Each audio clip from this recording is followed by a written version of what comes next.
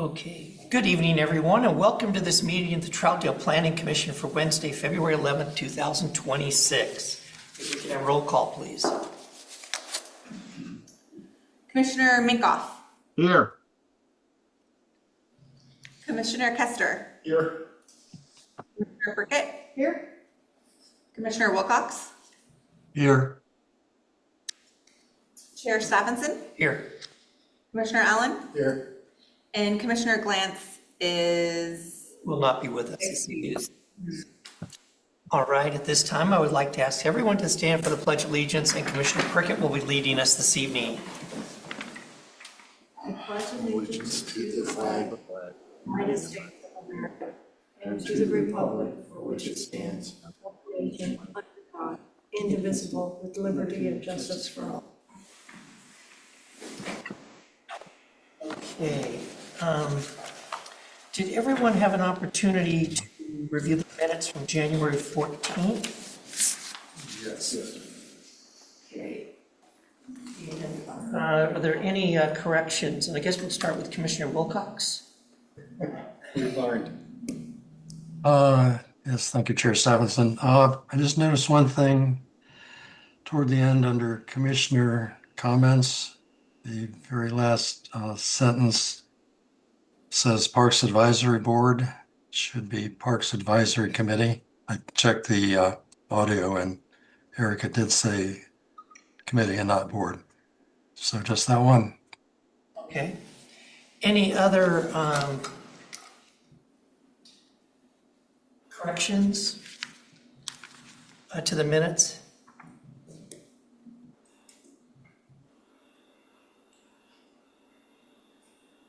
Hearing none.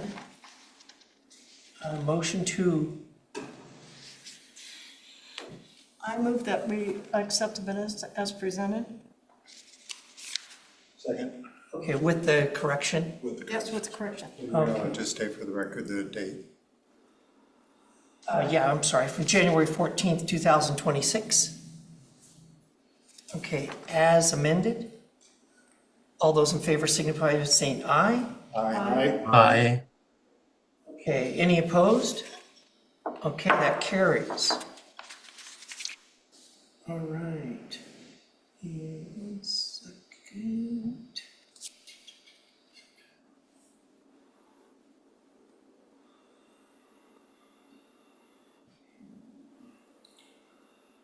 You skip over public comment. Yeah, I'm getting to that here. All right, is there anyone that would wish to speak to the Planning Commission this evening on a non-agenda item? Okay, online, anyone?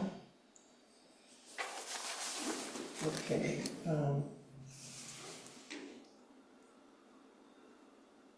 With that, we will go ahead and move forward. And are we ready for this application this evening? What was that? Are we ready for this one? Yep. All right. I emailed them everybody to go back. They said they were going to join virtually initially when they submitted, but then I sent them the. I'm gonna keep it going. We want to, Send them the link and everything too. So. we want to give them a second to see if they're, I have not heard from the applicant since sending them the staff report and link to this evening's meeting last week. So I'm not sure if they will be. I know initially when they submitted, they said they would be joining virtually, but I have not heard since that. okay.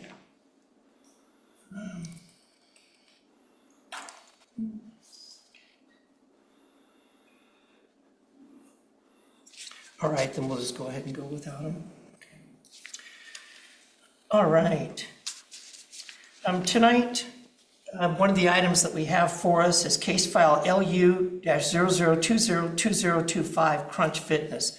This is a type 3 procedure, quasi-judicial hearing. And before we open the public hearing on tonight's item, I'd like to explain a little bit about the Planning Commission and the procedure we will be following for the public hearing. The Planning Commission is an appointed 7-member volunteer body of Troutdale citizens. Members of the Planning Commission are Troutdale residents who've been appointed by the City Council. They serve 4-year terms and are strictly volunteers. They receive no pay for their services. The Planning Commission serves as a citizen committee for the review of land use applications and other land use related matters within the city. Items which the Planning Commission consider include uses of land, subdivisions, major variances, land use policy plans, and development regulations. For some land use applications, the Planning Commission makes a final decision. For other applications, they are simply making a recommendation to the City Council, who renders the final decision. This evening's is a type 3 quasi-judicial public hearing. The Planning Commission will be the deciding body for this land use application. Quasi-judicial public hearings are held in accordance with Oregon law and procedures contained in the Troutdale Development Code. The hearing proceeds as follows. City staff presents their report, which includes applicable criteria and standards for the matter under consideration in the land use application. All testimony and evidence should be directed towards these criteria. If you believe that other criteria in the comprehensive plan, development code, or other city land use regulations apply, you must have identified these criteria and explain why they apply to the decision. The Planning Commission accepts public testimony relating to the application. The applicant is allowed to speak first, followed by proponents, then by opponents, and then by any parties neutral to the application. An opportunity will be provided to anyone testifying to clarify any issues raised. All issues raised by a participant during the public hearing must be sufficiently clear and specific to allow the Planning Commission and other parties an opportunity to respond to those issues. Failure to raise an issue during this public hearing may invalidate a future appeal based on that issue. Prior to closing the public hearing, any participant may request an opportunity to present additional evidence or testimony regarding the application. The Planning Commission must grant the request either by continuing the public hearing to a future date or by leaving the record open for at least 7 days to admit only that specific additional written evidence or testimony. If the record is left open for the additional written evidence or testimony, any participant may file a written request for an opportunity to respond to new evidence submitted during the period that the record was left open. If such a request is filed, the Planning Commission shall reopen the record to allow any person to raise new issues which relate to the new evidence, testimony, or criteria for decision-making. As a final note, these proceedings are recorded, and if you wish to speak to the item, please speak clearly and state your name and address for the record. And at this time, I'd like to ask if anyone has any conflict of interest or bias to declare on this application, other than driving by the site. Chair Stephenson? Oh, Commissioner Wilcox. Thank you.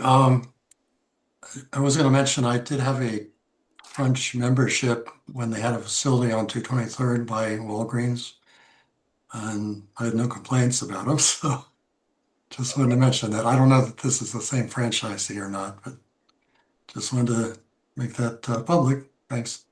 Any challenges to that? No. Okay. Anyone else? Any conflict of interest or bias? Anything? No? Okay. All right, with that, we will now open the case file LU 002025 Crunch Fitness. This is a type 3 procedure conditional use permit. Thank you very much, Chair. Presentation here.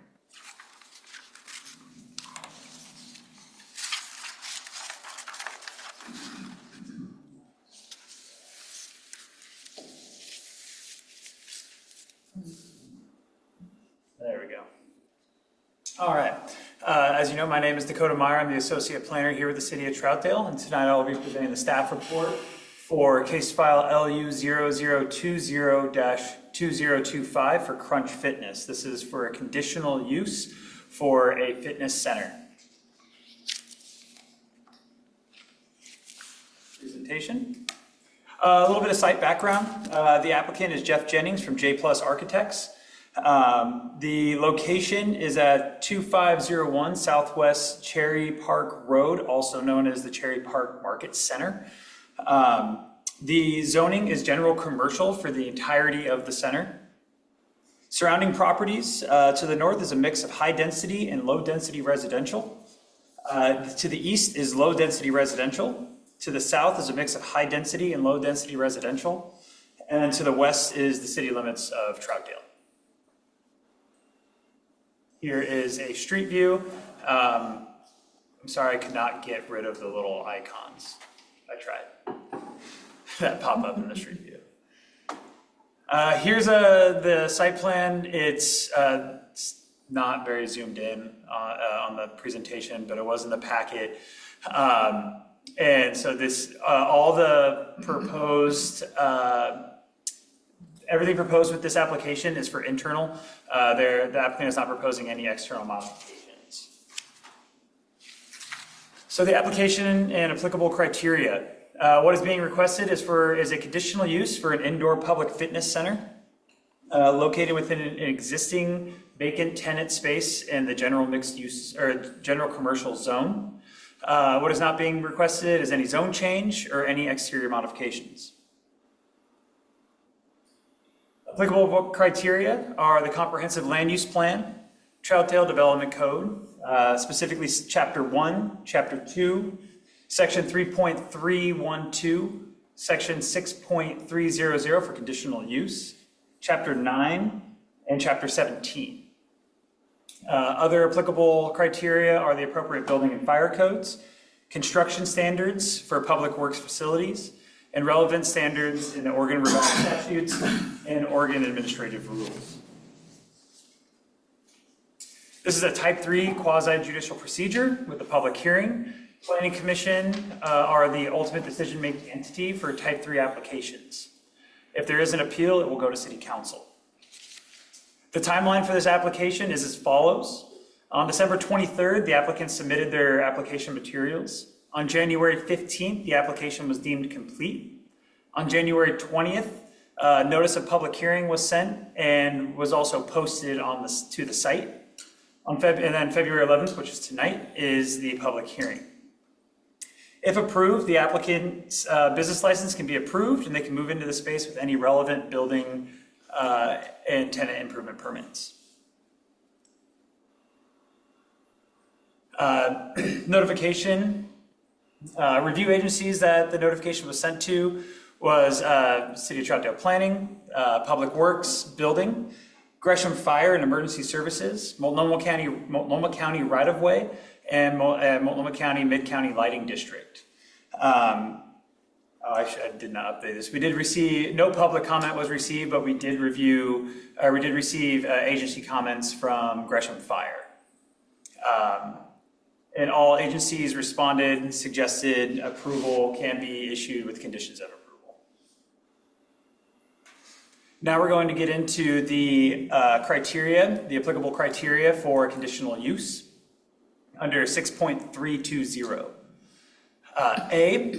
The use listed is conditional in use in the underlying zoning district or approved by the Planning Commission as similar to the conditional use listed in the underlying district. The finding here is the subject property is located within the general commercial zone. Recreation facilities active, specifically gyms above 5,000 square feet, are listed as conditional uses in the GC zone. A gym is identified under section 1.020 of the Troutdale Development Code and falls under active recreation. A gym is a building or room containing space and equipment for various indoor sports or exercise activities and may include locker and shower rooms, offices, classrooms, and a swimming pool. Staff finds this criteria is met. Criteria B, the characteristics of the site are suitable for the proposed use, considering the size, shape, location, topography, existence of improvements, and natural features. Staff finding is the characteristics of the site are suitable for the proposed use of a public fitness center. The 54,132 square foot, one-story space will be built out with new fire alarms and life safety systems and will adequately accommodate locker rooms, exercise equipment, and office space for the proposed fitness facility. The site is located within an existing shopping center, Cherry Park Market Center, with 700, actually I just recalculated this today, so as I said, this says 700. I have made an update. It's actually 724 existing parking spaces, which exceeds the minimum required for active recreation use. The applicant currently has building permits under review for all proposed improvements to the interior of the existing commercial space. There are no concerns to the topography or natural features of the site. Therefore, the use is suitable for a public fitness center of its size. Staff finds this criteria is met. Criteria C, all transportation systems, public facilities, and public services related to the proposed development have or can be improved to have adequate capacity to serve the proposed development at the time of its completion. Staff find all transportation systems, public facilities, and public services are currently exist on site and have adequate capacity to serve the proposed fitness center. The vacant space had previously been a grocery store, Safeway, and is located within the shopping center, a shopping center boasting several uses such as a library, bank, service station, preschool, eating and drinking establishments, etc., and is designed for a high level of commercial activity with ample parking. The site has access to TriMet bus route 25, which has 2 stops located south of the subject property along Southwest Cherry Park Road. Cherry Park Market Center is accessed via Southwest Cherry Park Road, an arterial, and Northeast 36th Drive, an arterial, and Southwest Sturgis Lane, a neighborhood collector. Both Southwest Cherry Park Road and Northeast 236th are maintained by Multnomah County. Multnomah County Transportation was provided the opportunity to review the application and provided a no comment and has no additional concerns about the proposed conditional use. No new access points or utility modifications are proposed with this application. As such, staff finds this criteria is met. Section D, the proposed use will provide adequate open space, landscaping. Oh, sorry, I have to add someone into the room. We had someone waiting. The proposed space will provide adequate open space. The proposed use will provide adequate open space, landscaping, and aesthetic design to mitigate any possible adverse effect on surrounding properties and uses. The property is already developed and exceeds the parking and landscaping requirements. Landscaping is required at 15% in the site of the site, and the site currently exceeds this minimum requirement. The many different uses on the site require a parking minimum of 617 spaces. Now you'll notice that's different from the staff report. I recalculated. There was the applicant did have a mishap in their calculation for eating and drinking establishments with a drive-through. They had 14 spaces, but it's actually 8 spaces per 1,000 square feet, so it should be 26 spaces. So that brings the total to 617 spaces. Now, and here in the finding, we have 444 spaces if they utilize TDC 9.065.B, which allows a reduction in parking spaces on a single parcel with multiple uses of shared parking. This was, the reason why I left this in here is this was when the space was developed, this was the criteria at the time it was developed. It is no longer within our code, but I left it in here because it was developed using, it could have used this standard at the time. It did not, because there's over the minimum requirement of 617. There are 724 spaces. So it exceeds the minimum requirement by over 100 spaces. All elements of the open space and aesthetic design already exist, are not intended to create any adverse effect. As such, staff finds this criteria is met. Criteria E, the proposed use as conditioned will not cause or not result in a public nuisance, including but not limited to air, land, or water, degradation, noise, glare, heat, vibration, or other impacts that may be injurious to the public health, safety, and welfare. The proposed use will not cause or result any sort of public nuisance. It's all interior. They're not proposing anything exterior. The proposed public fitness center will be located solely within the existing vacant commercial space. So there is no nuisance to the surrounding area. As such, staff finds this criteria is met. And criteria F, the proposal satisfies the applicable provisions of this code. Staff finds this criteria is met. It does meet all the criteria.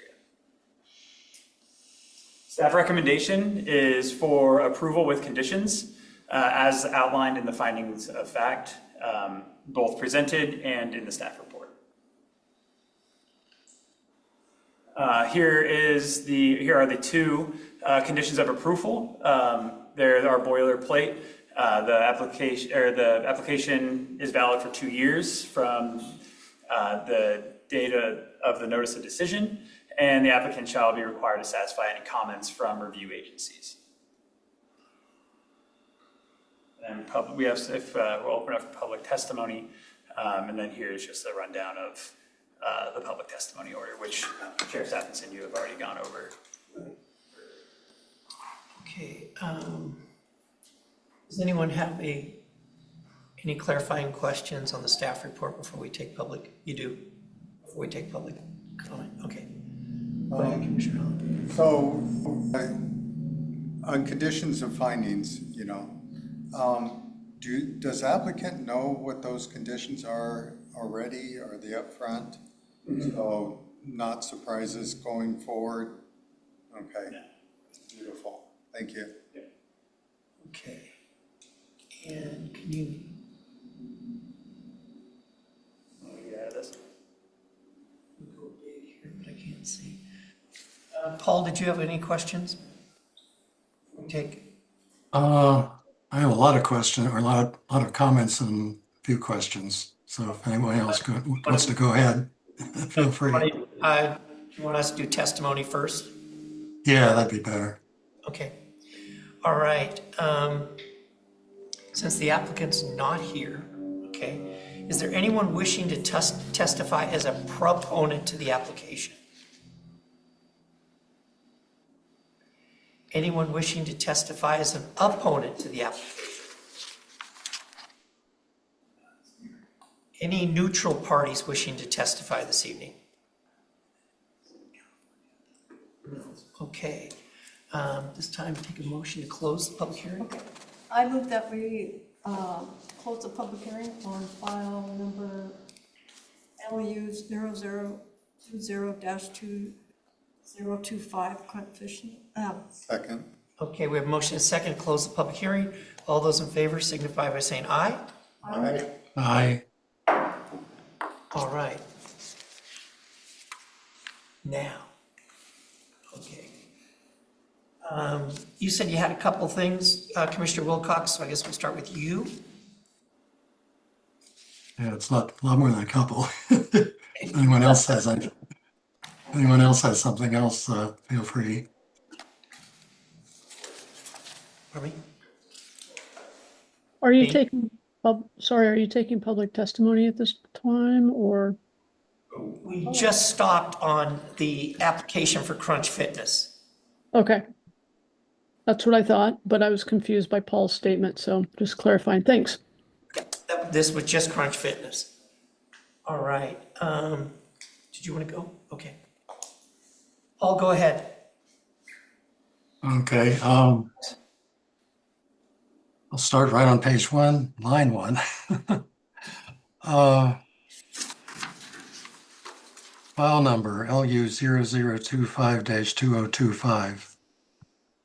I'm seeing at the bottom left of every page a file number ending in 2026, and also farther into the document, there's also references using the number, the year end, or the file number ending in 2026.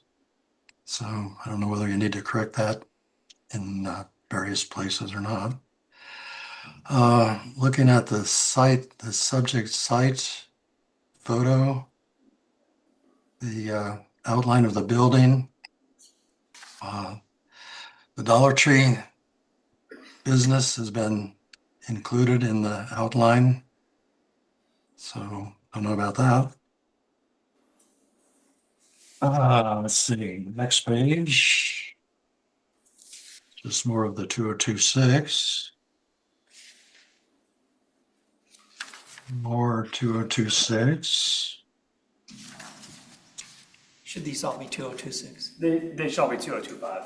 25. Yeah, I'm making the edits as he's going through right now. All right. So it'll reflect on the final document. Okay, sorry about that. Go ahead. Okay, then I'm moving along to findings of fact. Okay, under this appears in different places, but under B, I'm seeing the characteristics of the site are suitable for the proposed use of a public fitness center. Kind of question the use of the word public, since this facility requires a membership. So I just wanted to make that observation comment. Under finding C, there's a couple of misspellings, but the worst of it is you're showing a adjacent street of 236th when it's actually 238th. I would think you would know that. Let's see. Under D, the question of the numbers in the report, and then Dakota said he had some updates, but I didn't follow how the new numbers, where the new numbers came from. The 591 and the 444 were thrown off by the miscalculation of the eating establishment with drive-up window. They used a four point something multiplier that should have been an 8. So I figured that added 12 spaces to the 591, which would be 603, and Dakota at 617. And the 444 would also change based on that. Let's see. And then let's see. Under final order on the last page, I'm seeing, so we're on page number 9. If you're going by the numbers on the bottom right, I'm seeing case file number LU00202026 Crunch Fitness on the count of all decision criteria being met. That looks like a phrase that AI would come up with. It's very unusual language. I mean, it's incorrect language, is what it is. So, and then the next page, there's a 2026 again. I think that's it.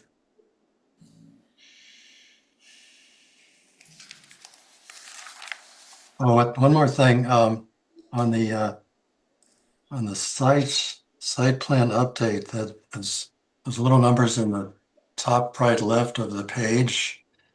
There's a reference to bicycle parking spaces, and it was showing there were only 14 existing, which was less than the entire complex required, and there weren't any long-term spaces.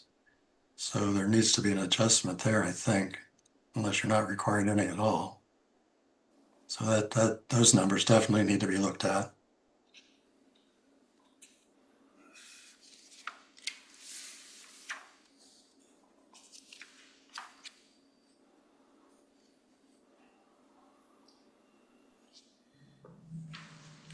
Is that it, Commissioner Wilcox? Yes. So I guess question is, I don't believe there's any covered bike parking, right? There is not. Which would be a requirement now. But there wasn't when the site was developed. But if we're taking a CFEC credit, right? 25%. No, that was an older, I'm saying when it was developed, it could have been developed under that. Okay. So that's no longer in our code. That was changed during the CFAC change. I just had it in there, and he is correct that, yeah, the 444 is off. I'll update that number in the staff report. But yeah, but that, I just left that in there because when it was developed, it could have used that. And that's what the applicant was basing it off of, because it's previously already been established. Okay. Commissioner Prickett? Question on applicable criteria. You showed under conditional use, chapter 8. Is it chapter 8 or chapter 9? Because up there it was chapter 9, and on it's chapter 8. For which one? Chapter 9. Applicable use and under conditional use.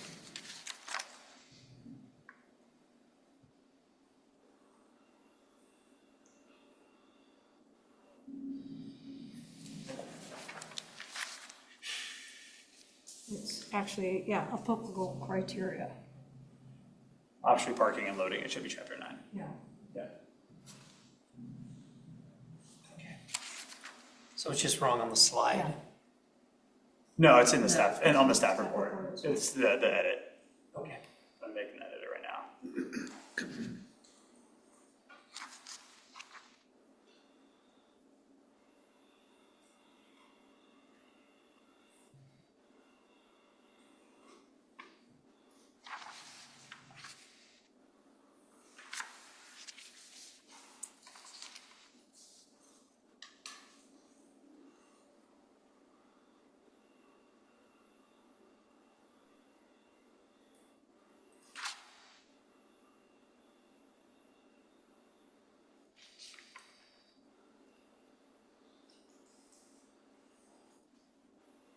And do we not need to add that the chapter 9 and 17 references to page 1 of the findings as well?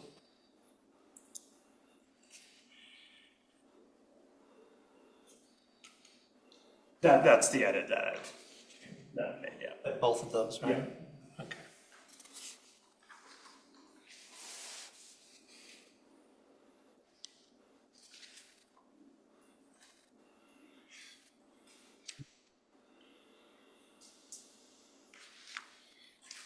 I don't remember if it was in the typos that Commissioner Wilcox mentioned, but they're on page 2 of the finding fact on C, there's one of the instances of Cherry Park Road, the Cherry is misspelled.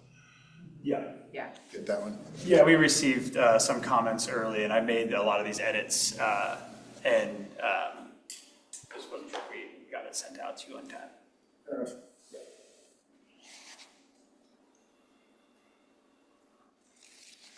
Chair Stephens. Commissioner Allen? So, just want to make a comment. You might be surprised to hear me say this, but I think that this is a good use for this particular building. It's a large building. It's away from residential. It's got ample parking. It's open, so if you've got people coming in and out all hours of the night, there's some safety in just its openness, right? So, seeing this as a good use.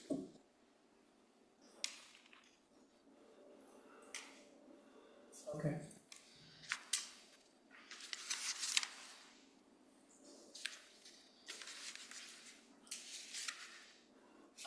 And there's a reference to fire alarms and life and safety upgrades. We didn't have any of those before. They're just going back through and making sure those are updated.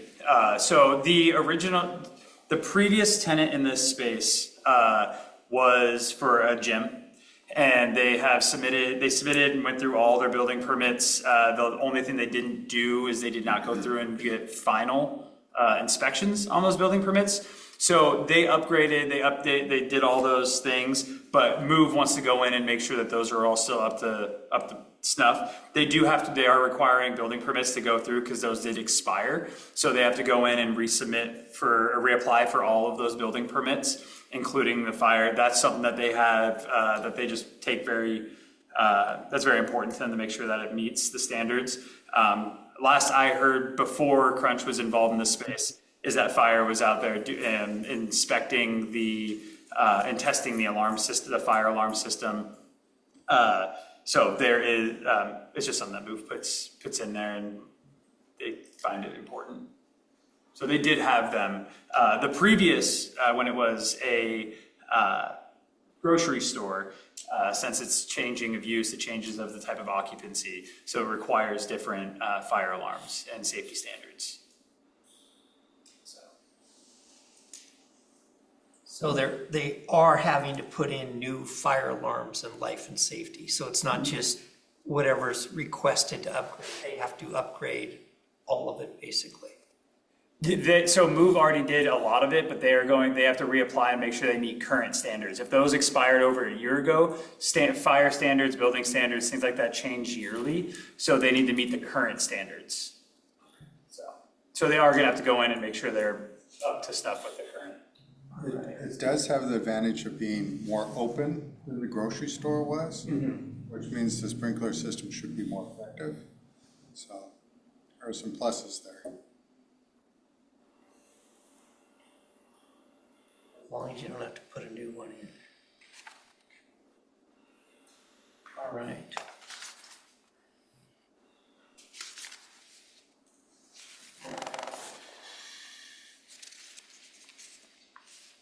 Okay, so we kind of beat this thing up a little bit here.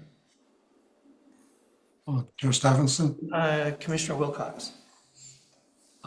Since the applicant doesn't appear to be here, would Dakota be able to ask questions that I would have put to them? I have some questions on their letter of intent or their Yeah. Go ahead. the narrative or whatever you want to call it. Want to give a go? Yeah, go ahead. Okay. So I just had a couple here. Under facility details, they say let's see, let me start with the first one. You were actually talking about occupancy a second ago. They say projected maximum occupancy, 949 people. I was curious where that figure came from. Is that from the fire marshal or who? Second point, hours of operation. They're stating open 24 hours a day, 7 days a week. I checked online, and there are 3 other crunches in the metro area, and none of them are open 24 hours. So I kind of question their plan there. And then under numeral 6, they make reference to 50 jobs in Shearville. So I don't know where the heck that came from. I think they must be working more than one job at the same time. I would agree. I think that's what I took from that as well. I noticed that in their narrative. So it looks as if they are setting up some narratives for probably more than one location, and they did not edit the town out. Yeah, but I guess my main question would be the hours of operation. That's actually kind of in the middle of the night, that's kind of a pretty isolated area. There's not a lot of visibility if you're walking out of a gym at 2 a.m. in the morning.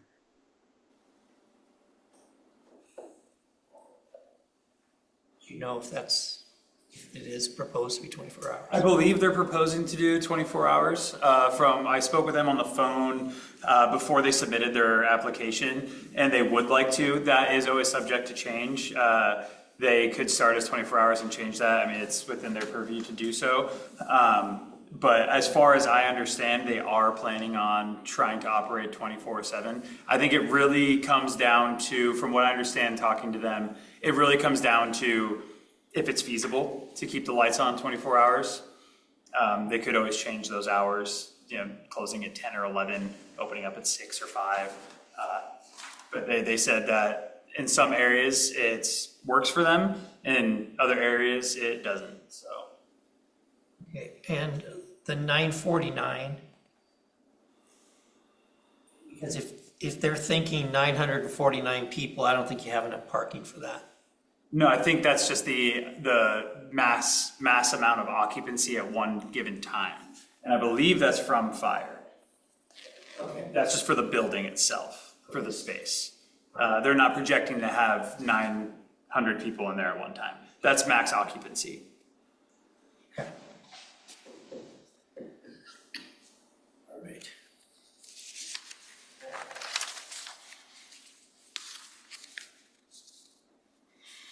And you feel real good about that 724 number? I drove through today after work to make sure, and I counted each spot myself.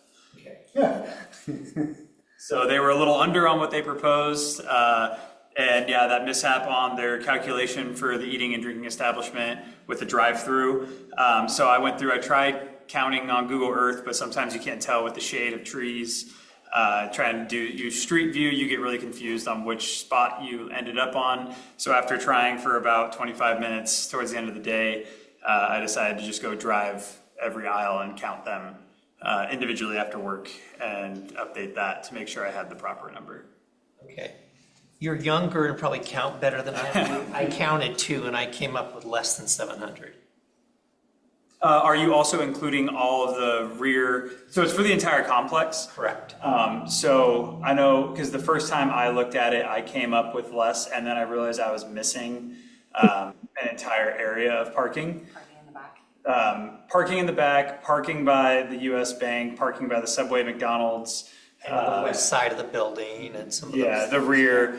And as I think you and Commissioner Wilcox had mentioned, that the site plan does cut off half of their parking, Yeah. so it's not ideal. So that's why I wanted to make sure I went through and counted each one individually for the entirety of the complex. It's helpful to get a site plan that encompasses the whole site. Especially when we're talking about parking for an entire site, yes. Commissioner Minkoff? Thank you. I was just wondering, Dakota, is there anything about this application that differs from the move application? And what would those differences be? Yeah, so actually there's one major change in the fact that move, at the time when they came in, the previous planner determined that they did not need to go through land use for that approval. It was a permitted use is what they determined. And since then, we have actually changed our code to add gyms, which we did not have. We did that during the omnibus, I think it was last year or the year before. So that's the biggest move is the previous tenant, Move Fitness, did not have to go through any land use. So Crunch actually does have to go through the entirety of the land use process. So that's the biggest. And in terms of intended use, it's identical to Move? One change is that Crunch Fitness is not intending to have a swimming pool. So they will be filling in the swimming pool that right now I believe is just an open hole in the ground that Move intended to have. Other than that, the use is exactly the same for a gym, showers, locker rooms, classes, offices. It's the exact same type of use except for they won't have a swimming pool. Thank you. Mm-hmm. Okay. Commissioner Kester? I agree with Commissioner Allen in that I think it's a good use of the building. It's plenty of parking, or apparent plenty of parking. The only thing that sticks in my head though is, and this is probably just my perception, but it certainly seems like you can't throw a rock without hitting a fitness center in East County. We seem to be awash in these. But if there's sufficient demand to keep them all open, tell them otherwise. I had that same thought, but I figured they would have done a market study. One would think, yeah. But, yeah, you never know.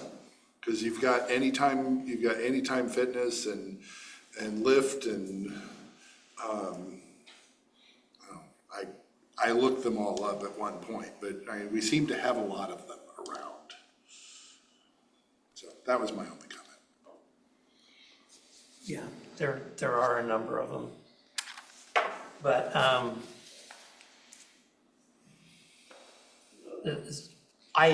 I'll just say I don't have a problem with the use. I just would like to see all the history when we do these, because I think it's helpful. And to see their, as much as we can about their operational plan, because that's part of the conditional use decision criteria. All right. And Rachel Fire gave kind of a canned response. Most of this talks about new things, and there won't be anything new. It's more or less their boilerplate response. All right. Mayor Stephenson? Commissioner Wilcox. I haven't heard whether bike parking is being addressed or not. Because if the only bike racks are over by the library, I don't think people are going to park them there and walk all the way over to the gym. There are bike parking in front of both.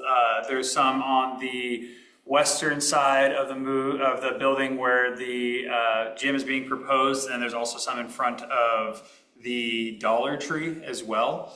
So there is bike parking on that side. I have to pull up and do a quick calculation here. So there is bike parking. There is existing bike parking for the large existing building there. But you don't have the numbers required. Is that right? I'm about to do a calculation really quickly. Bear with me here.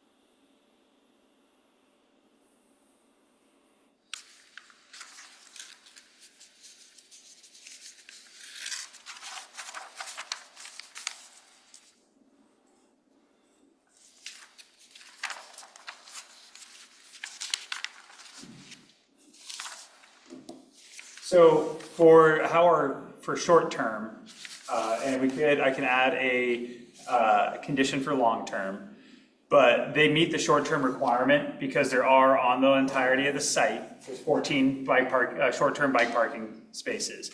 Our code requires the minimum number of short-term bike parking spaces to be 5% of the total number of automobile spaces provided for the use. So the use provides 246 spaces. And if 5% of that is, unless my math is incorrect, 12. Unless my math is incorrect, someone can check that. I'm not the best at that. But as far as long term, they're not showing any long term, so I can add a condition of approval to provide X number based on the criteria of long term bike parking. For most instances, gyms like this, they provide them inside rather than creating an outdoor covered area for long term. So that could be something that they do as part of their internal. Are we talking covered or uncovered? So uncovered is short term, covered would be long term unless they provide them inside the building.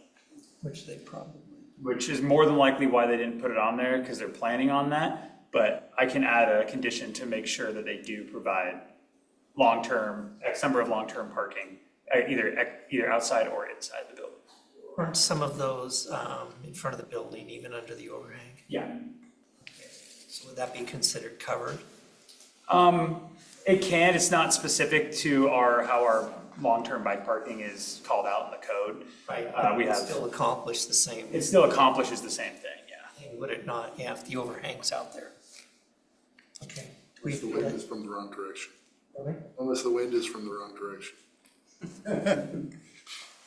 Felt that too long. Do we feel that needs to be conditioned, or are we okay?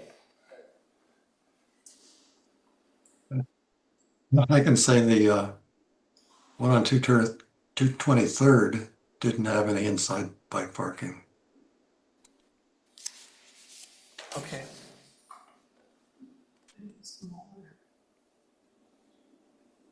So maybe a condition 3 would be to provide adequate covered bike parking.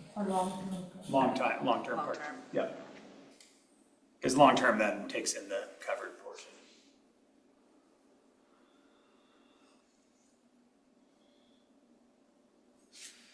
Okay, anything else? Okay, so would it be okay, since we had a few corrections, if we just kind of run through those? That'd be okay. Okay, so under conditions of approval, on number 2, I have changing it to LU 20-2025 and adding a third condition to provide long-term bike parking. And then in finding of fact and final order under applicable criteria, bullet point 1, adding chapter 9, chapter 17, and I'm sorry, let's see, and then on page 2, finding B, deleting the word public, changing the number 718 to 724. On number C, changing 236 to 238 Drive. And then in the next line, making that change again. And then in D, I have changing 591 and 444 appropriately. Those two numbers, and updating 718 to 724. And on page 3, I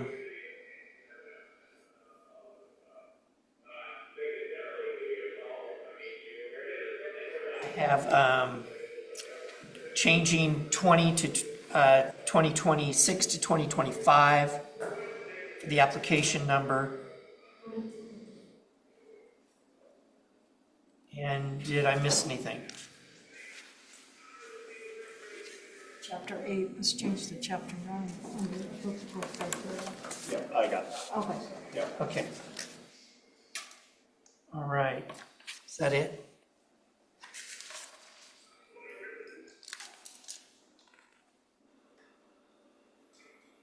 Does that work? Yep.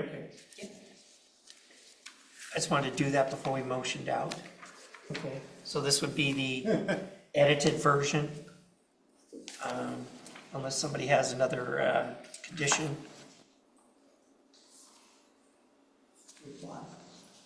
Okay, entertain a motion then at this point. Mr. Chair, Commissioner Prickett, I move that we approve case file LU 00-20-2025 conservation category procedure as amended. we gotta do conditions first. Oh, sorry. Okay. Sorry. I move that we approve conditions of approval as amended on case file LU 0020-2025 Crunch Fitness. Okay. We have a motion by Commissioner Prickett, second by Commissioner Kester to approve the edited conditions of approval for case file LU-0020-2025 Crunch Fitness. Any discussion on the motion? Okay, fire away.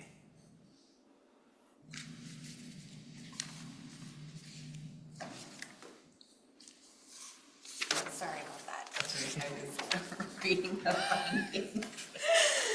Commissioner Minkoff, Yes. Commissioner Kester, Yes. Commissioner Prickett, Yes. Commissioner Wilcox, Well, I think I'd want to see a clean copy, so I'm going to be a no. Chair Stephenson, Yes. and Commissioner Allen. Yes. Okay, that carries. Okay, next one would be, I need a fact and final order. If it so pleases.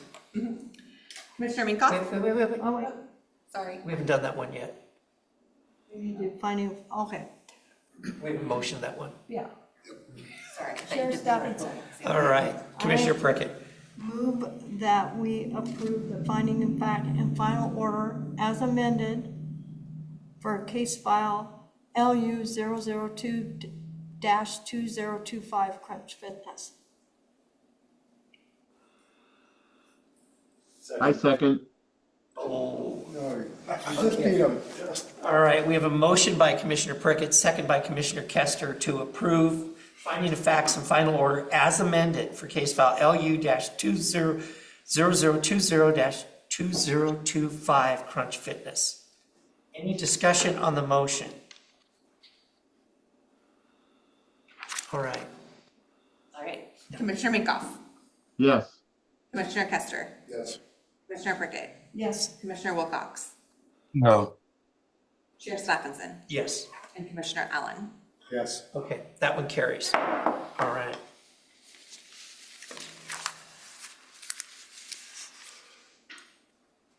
Now, we have design standards. Main Streets on Halsey. Main Street's on Halsey. And since this is a work session, we want to take public comment first. Yeah, that might be That might be helpful. helpful. Then we can address. Then we can address. That be okay? All right, Chairs. Yeah.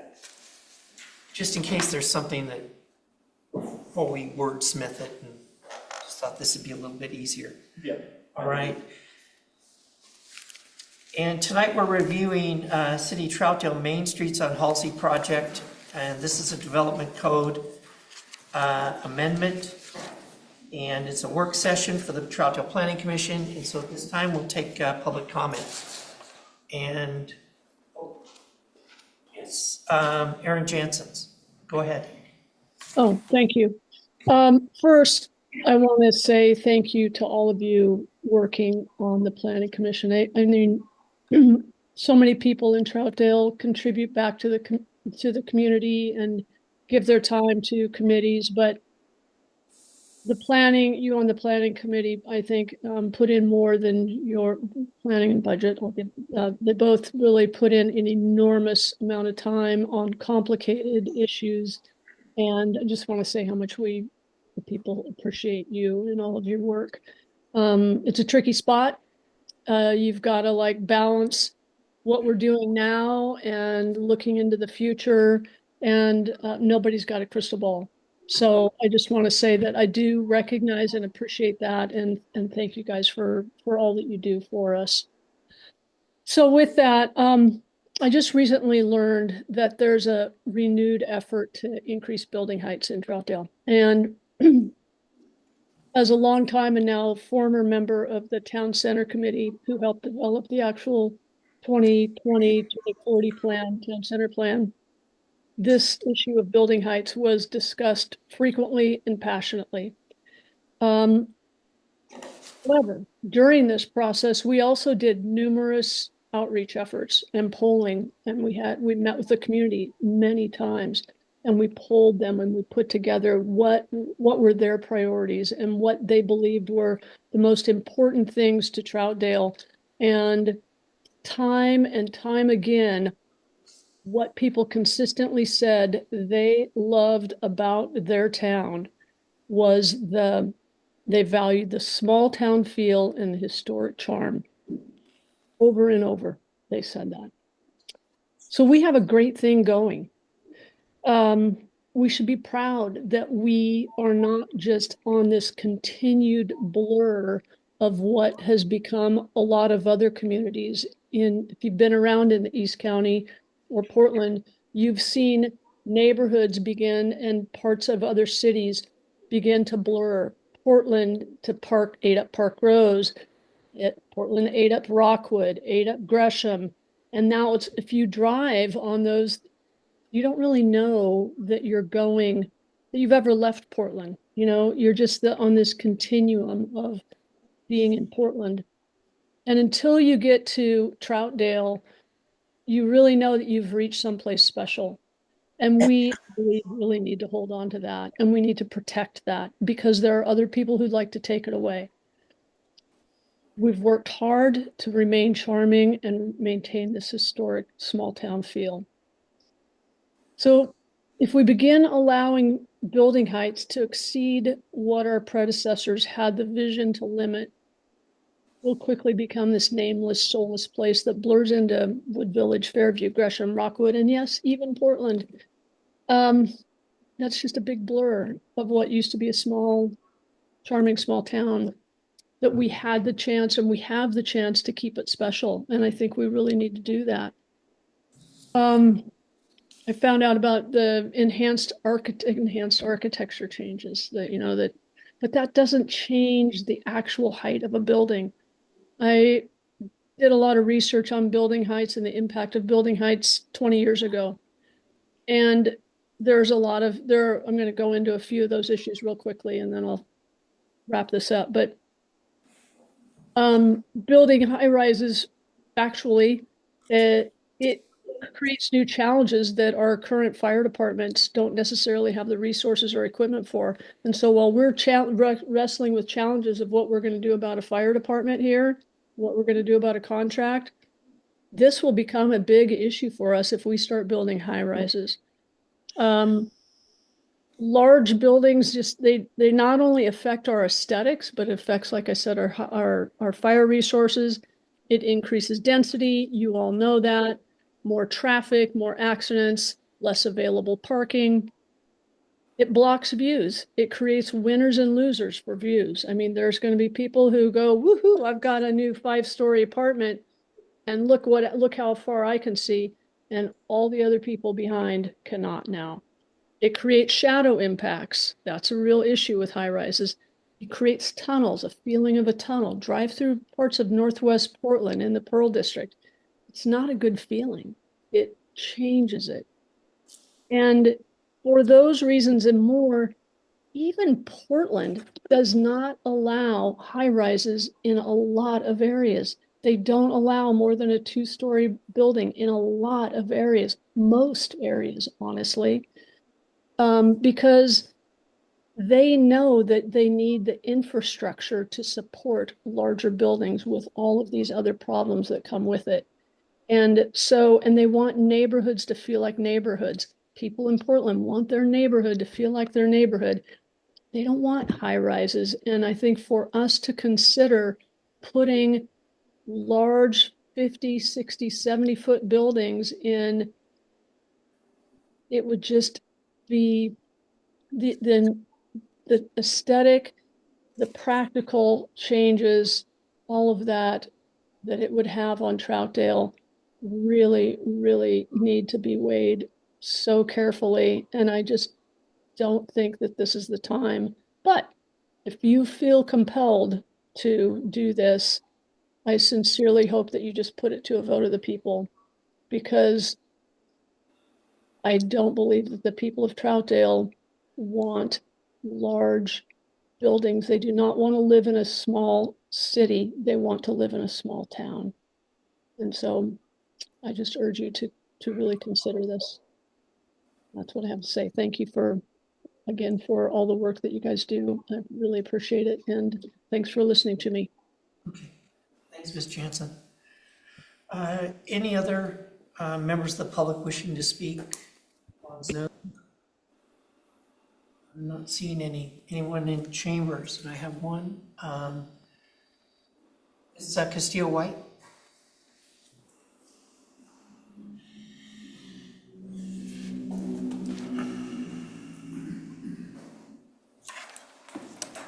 Hello, Diane Castillo-White, Troutdale, Oregon.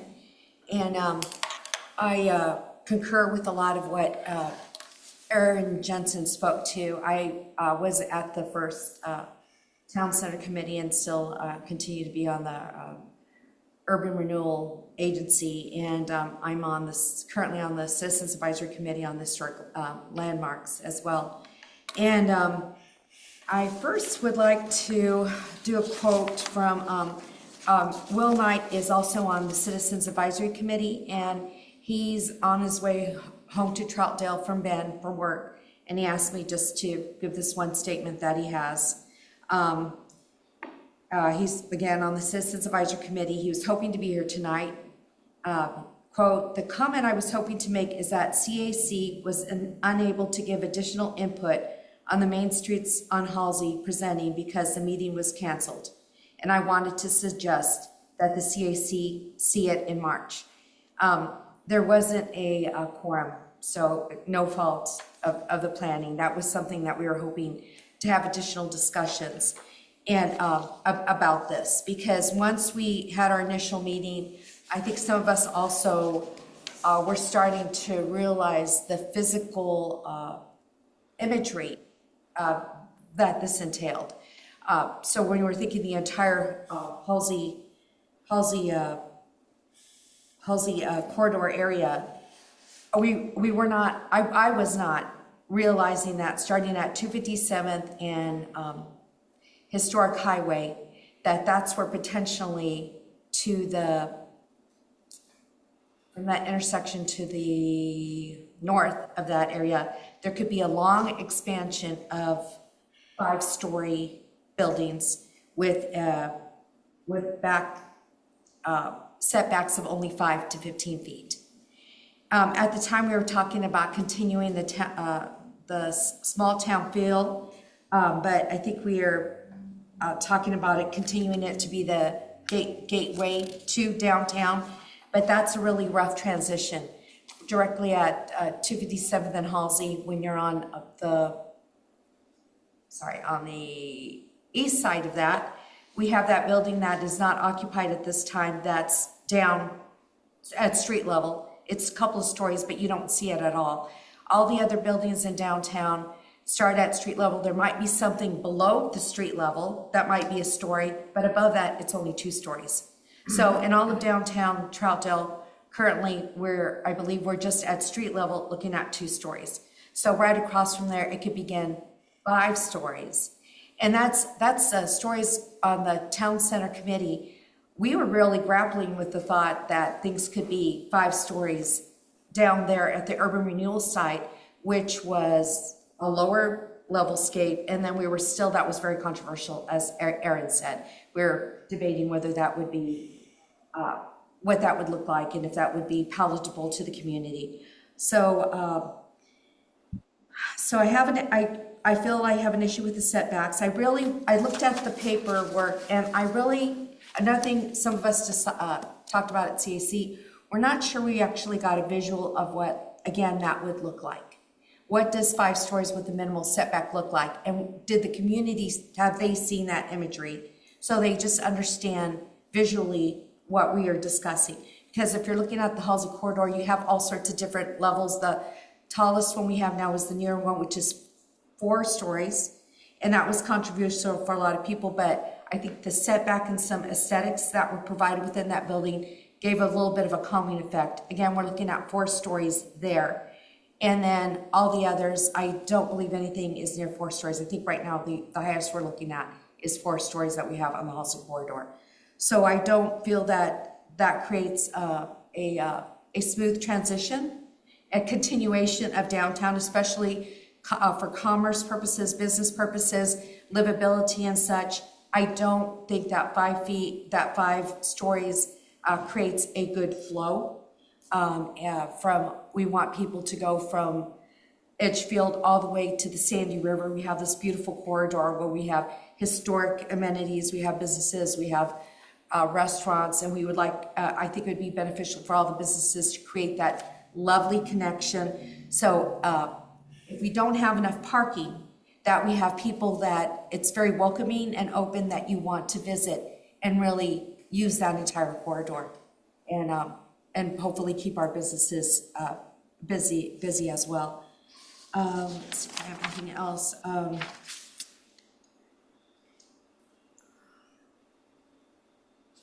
Aaron covered a lot of it, so I think what I stated, I just really feel that the public should get a good visual as what it would look like to have 5 stories and minimal setbacks. I'm not happy about setbacks. I like a little bit more so you could landscape, have a calming effect. Edgefield, I'm hoping that they do something very creative, and I don't see them choosing to do a minimum setback with 5-story tall buildings right along the road. So I'm really hoping that a little bit more thought is applied to this and more visuals. And also for, and again, I'm not speaking for the Citizens Advisory Committee, but maybe they get another look at it again once this is possibly finessed a little bit. Thank you for your comment. Thank you. So was CAC supposed to see this once or twice? Or I brought it to CAC initially over the summer to show them what we were planning on doing for First Friday and get some feedback on the boards and have hopefully CAC to help do some of the community engagement and try to provide feedback. And then I showed it to them again in, I want to say October. With what we kind of had, just kind of went over the stuff and some results that we had from the First Friday event. And then I was going to give a brief update last week, but our meeting, as you heard, was canceled due to quorum. Okay. But it wasn't going to be a full, like what you're going to see Okay, here. It was just going to be an update. like a check-in or kind Yeah, of. check in, see what they think, get again thoughts. Because again, community, so I want to try to pull that, have that be part of our community engagement as well. Yeah, but not a full-length presentation as you all would be seeing tonight. Okay. Just wanted to clarify that. All right. Anyone else wishing to speak, public, wishing to speak on this subject?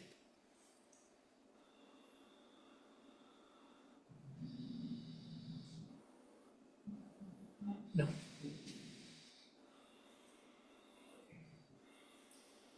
So with that, now you can come up. Sorry, guys.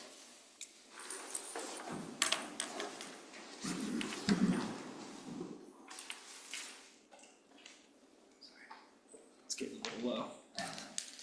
Hello again. And a couple, I guess, questions for y'all. Are you gonna run the presentation? Yes. Yeah, I got it up here for you. And do you have some introductory words, or should we jump right into the presentation? I can if you like.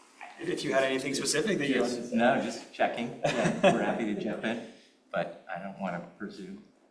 I did not prepare anything, Okay. but I'm always happy to talk. I like the sound of my voice. All right, we will jump into the presentation. I always like to ask some people, but you all have seen us before. So I'm Matt Hasty, and this is Keegan Gulick we're with MIG. So we're back again to give you an update on kind of what we've been working on since we last met with you. So go ahead to the next slide. So since we last met, we met with y'all in October, got some really good feedback, really good questions about a number of the types of development code provisions that we're working on. And then since then, we've been working with America to refine what we started to put together. So we've gone through kind of a couple rounds of revision on those things, did our best to incorporate some of the comments that we heard from you all at the last meeting. So we're back to present that. Fun. So this is a map of the corridor, but not that red box is kind of the whole corridor, but it's not the area that we're proposing, to apply this Gateway Overlay District. So I want to sort of be kind of clear about that. We're not proposing to apply these standards for the entire corridor along Halsey through Troutdale, just really to a smaller portion of it, which I think you'll see on one of the next slides.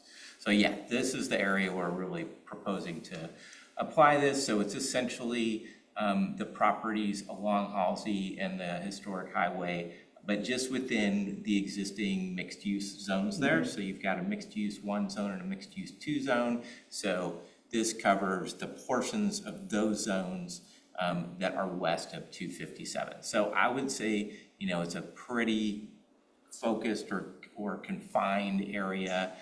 It's a relatively, I don't know what percentage of the frontage of Halsey it is, but it's probably less than 25% or something if I had to guess. Yeah. Because it doesn't include the residential zones to the west or McMinimans or the property that they own across the road. So just kind of want to be clear about that.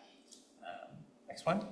So kind of some of what we heard last time. You heard some concerns about taller buildings tonight, and we had heard similar concerns around that, particularly kind of on the uphill side of Halsey, given that you do have sloped areas here. So we heard that. We heard that people do think it's a good idea for parking to be located behind buildings, not between the building and the sidewalk, you know, so you're not kind of creating safety issues for folks when they're trying to get into buildings. We asked questions about, do we at this point want to expand that overlay zone farther to the west? And sort of the general sentiment, I think, was not necessarily now. There didn't seem to be a strong need to do that. Let's see how things go in this area. Maybe down the line, that's something to consider, but not proposing to do that now. You also suggested increasing the required setbacks in this area to make sure we've got space between the sidewalk and the buildings for landscaping, for seating, for things of that nature. So we've done that, and we'll talk about each of these things in just a little more detail as we go through. But those were some of the things that we heard and some of the things that we've been working on. So sorry about that. So the things we're going to talk about in just a little more detail, we got a slide or two for each of these topics. One, sort of what the requirements are associated with developing a mix of uses. Two, some requirements around kind of the mass and size and scale of new development in this area. And then building design requirements. That's fairly significant focus of the provisions in the overlay district. And then height bonuses and incentives. So we'll kind of get into what we're, at least in this draft, the current draft of the overlay zone, what we're proposing and what that. We don't have, I will say, a great graphic, but we're actually working on a better graphic that I think might get at some of the questions and comments and concerns people have. So I apologize for not having it tonight, but we will have something probably within the next couple weeks that I think will help with that conversation. So. Next one. So in terms of kind of the residential and mixed use requirements, you know, these are already mixed use zones. So the intent is to have some mix of housing and businesses within these areas. And so residential uses are allowed, but the extent of them or the proportion of them is proposed to be limited. They're allowed only when they're part of a mixed use development. So you don't get to do pure residential or pure housing developments in this area. You can have vertical or horizontal mixed use, so that just means you can have, you know, housing above businesses, or you can have housing next to businesses or on the same site as businesses. And along the frontage of Halsey Street, no more than 50% of the that frontage can be occupied by housing on the ground floor. So the ground floor has got to be at least 50% commercial businesses, retail businesses, non-residential, essentially. In terms of some of the standards around sort of building massing, so size and kind of things you do with the building to sort of break up the plane or the surface of the building and not make it look as large. So there's some standards related to location on the site, particularly setbacks. So right now we're proposing a minimum 5-foot setback, a maximum 15-foot setback. I would say that's pretty common to what I see in other small communities around the state. They don't tend to have minimums or maximum setbacks that are much bigger than that, because they do want to see, some energy where the building's not too far away from the sidewalk. But based on what we heard before, we also want to make sure there's some setback. So that's the 5-foot minimum. So you've got at least some space along with the sidewalk, again, for seating, landscaping, things like that. And then there are also, again, standards about where parking will be located. So again, to the side or behind buildings. And then some standards, I can't remember, we might have some more pictures of these on the next slides, but around, again, how the facade or the surface of the building varies. So there's some maximum length standards for buildings, maximum size, and then you've got to have some variation of the plane of the building every certain number of feet. So you'll see some graphics related to those within the draft code that we sent out. And then building design requirements. And these requirements in this draft overlay district are primarily related to the ground floor of the building, because that's what most people are going to see as they're walking around in this area. And really, a significant objective here is to make these pedestrian friendly, inviting places. So the standards here are in this overlay district are in large part related to the ground floor. So there are standards related to the percentage of the wall that's covered by windows, to the height of the ground floor, to where entrances are located, and to some other architectural details. So these are, again, all things just to improve kind of the aesthetic quality and the visual appearance of these buildings, and just make them more inviting for folks who are in this area walking around. You already have some standards that are for upper floors of buildings of similar types, so we didn't want to reinvent the wheel on that one. So we're suggesting applying those standards in section 8.150 of the existing code to the upper stories, to the exterior of the upper stories of the buildings. And then there's also a couple of options. There's a requirement that the corners of buildings have one of a couple of different design features. One is that you kind of accentuate the corner by adding a little bit of a height to the corner, a little bit of a bulk at the top of the corner, or having a plaza or a courtyard at the ground level. So kind of doing one of those two things, just to kind of make the corners of the building stand out. So that's one of the standards that you'll see in there.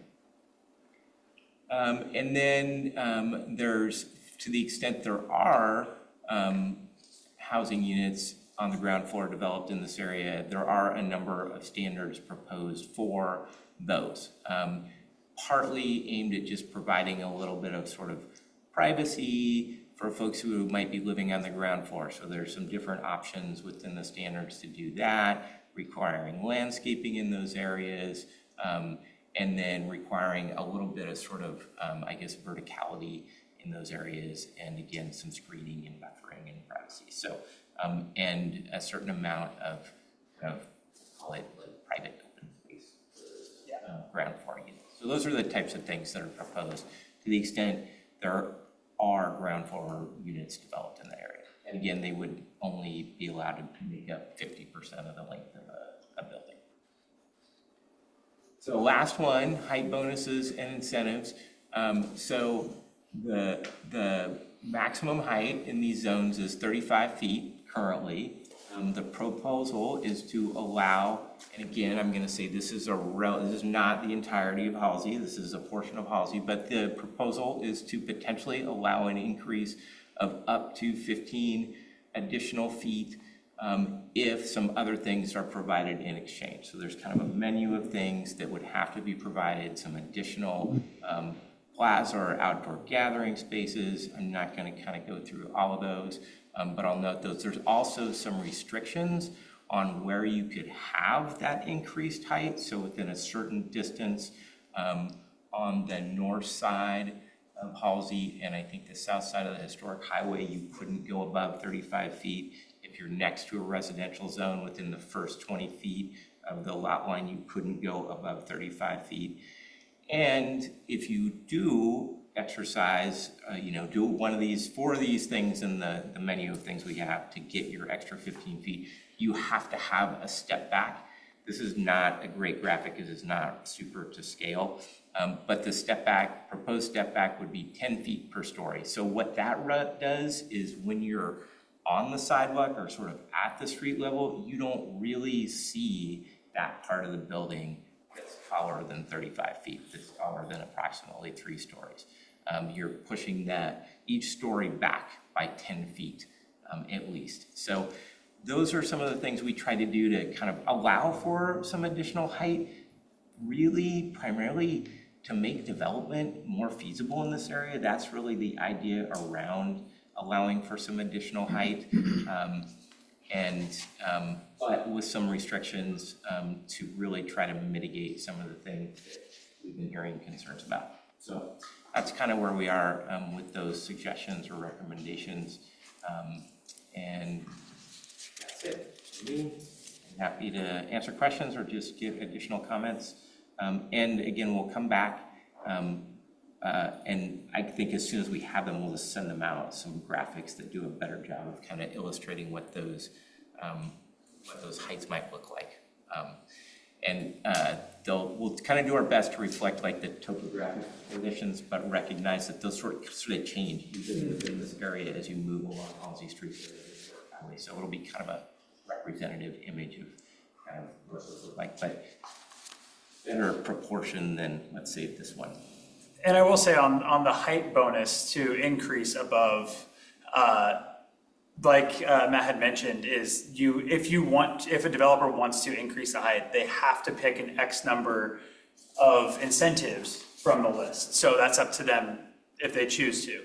And if they do choose to do that, then it does elevate the application to a type 3 and it comes to Planning Commission. So that is something that's also been added, because that is up to the applicant if they choose to increase the height, because they want to do that. Hey, you can. You also have to do these 5 things that you choose 5 or whatever it is from the list of 8, and then you also have to go to Planning Commission for approval. So I just want to also highlight that as far as the building height increase. Yeah, questions? Okay. Commissioner Allen? So remind me, the 35 feet or the 45 feet, that's not really a hard limit. There's some discretion there. What's the discretion? In terms of like a variance.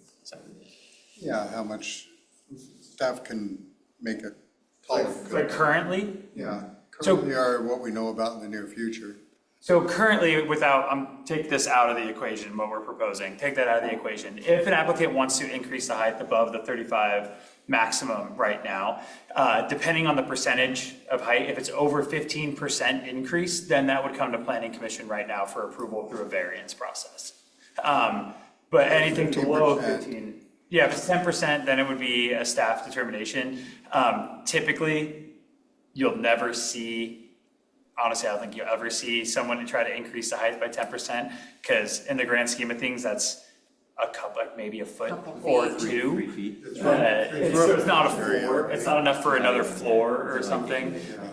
So you wouldn't see that. So any sort of increase in height through a variance right now currently would come through Planning Commission, because more than likely, if they're asking for an increase in height, they're trying to add a loft or some sort of living space or an entire additional floor. So then it would come to Planning Commission regardless, currently, right now.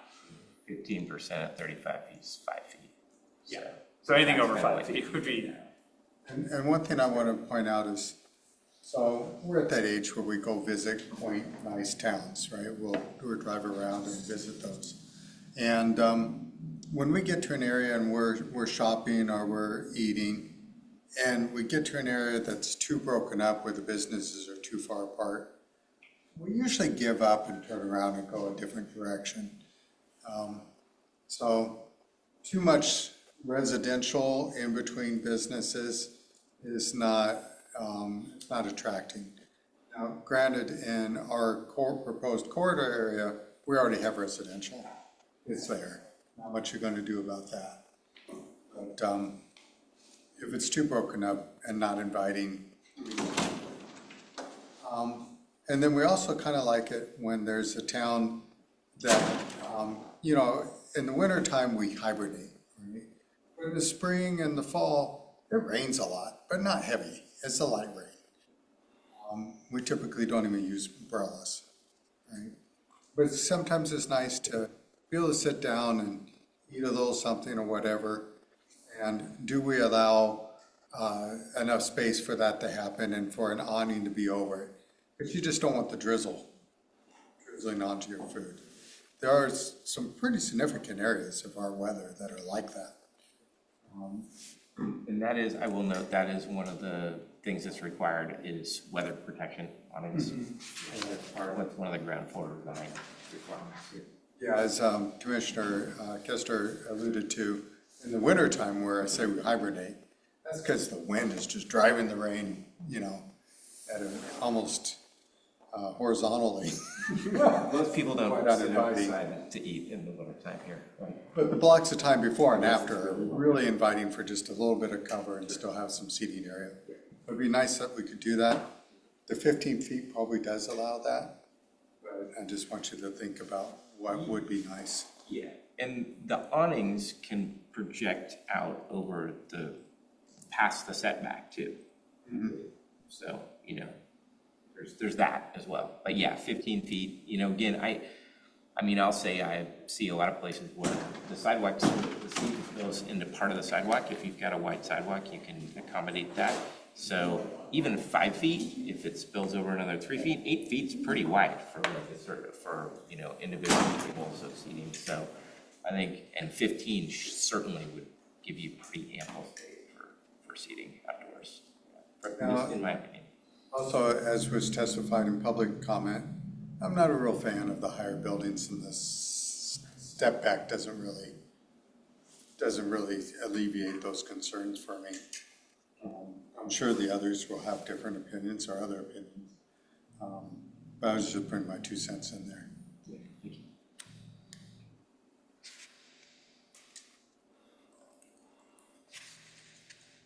Anyone else? Commissioner Prickett? When you have height of buildings, even if it's a small amount, it increases the temperature and the environment around it because there's no flow. Like when you have trees or you have houses, you have flow of air around it. But once you start building up, it becomes a tunnel. And it does, like I said, shadows.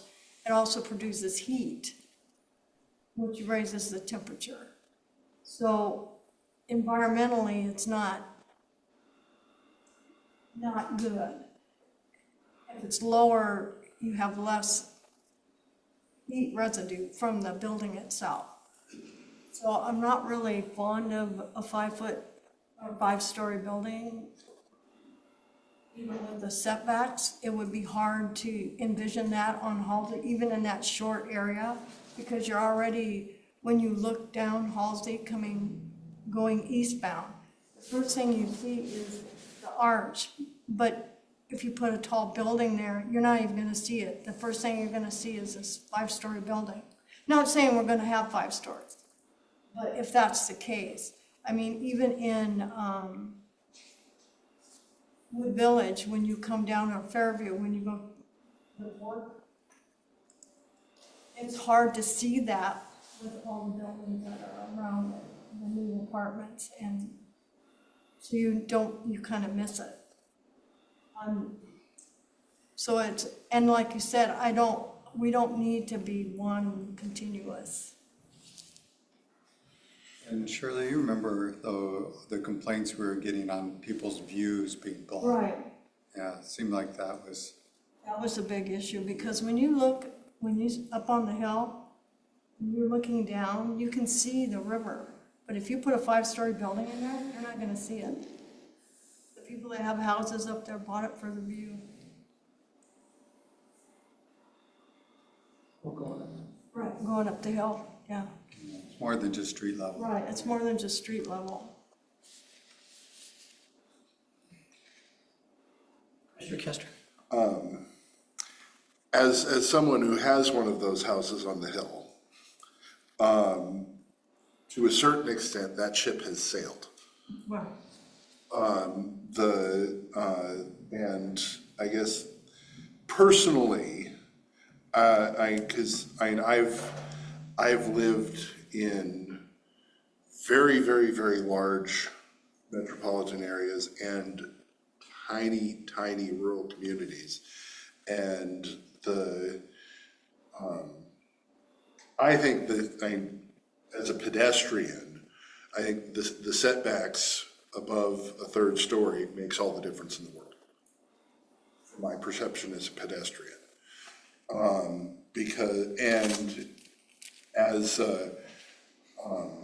And I've lived in some of those buildings, and the livability and the usability of those buildings with those setbacks being outside terrace space and such is a very attractive feature.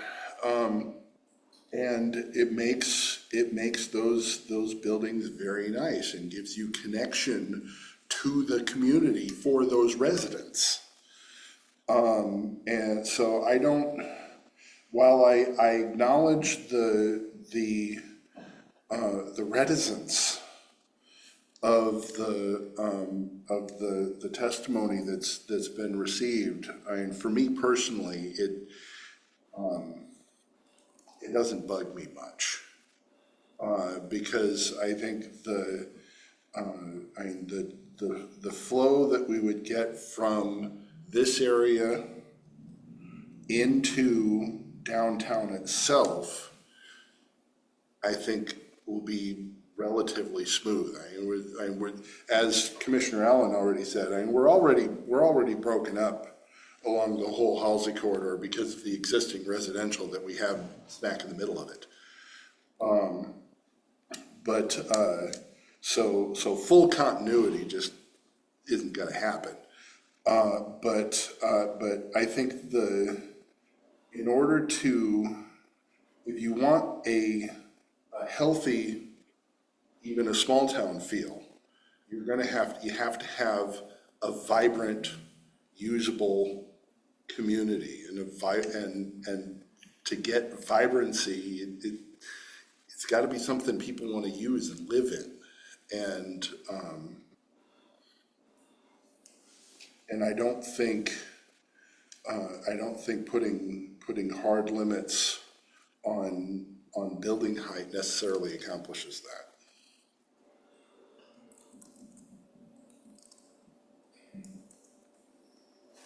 So,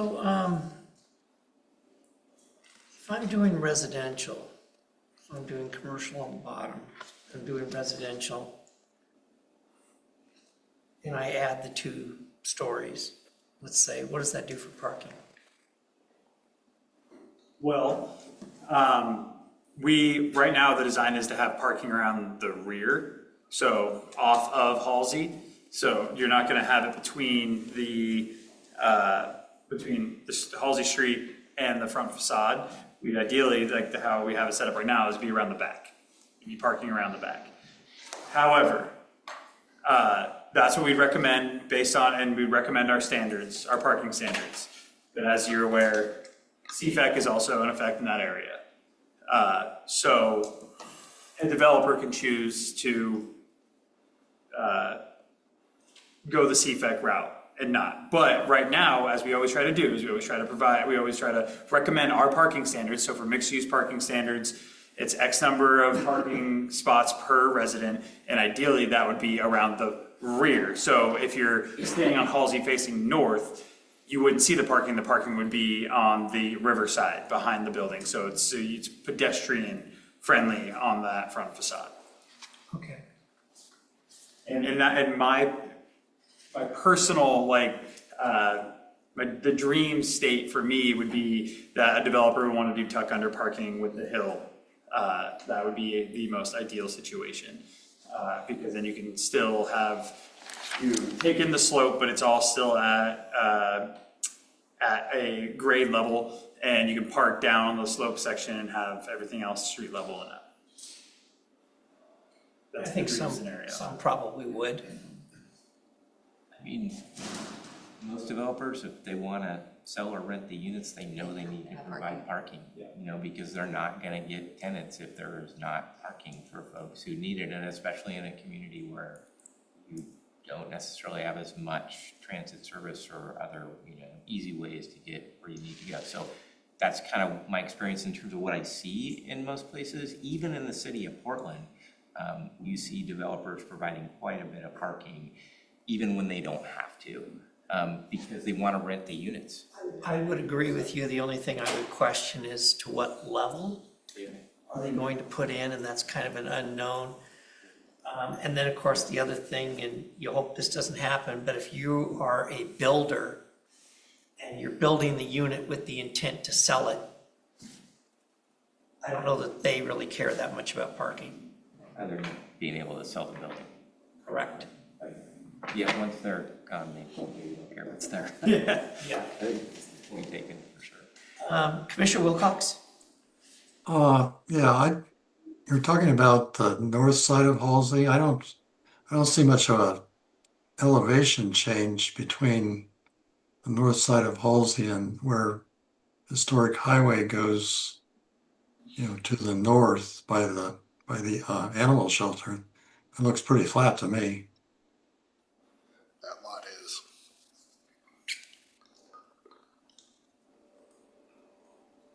Yeah, those are, all of that around there is, yeah. It's fairly flat. You don't really see the elevation change until you get closer to Edgefield.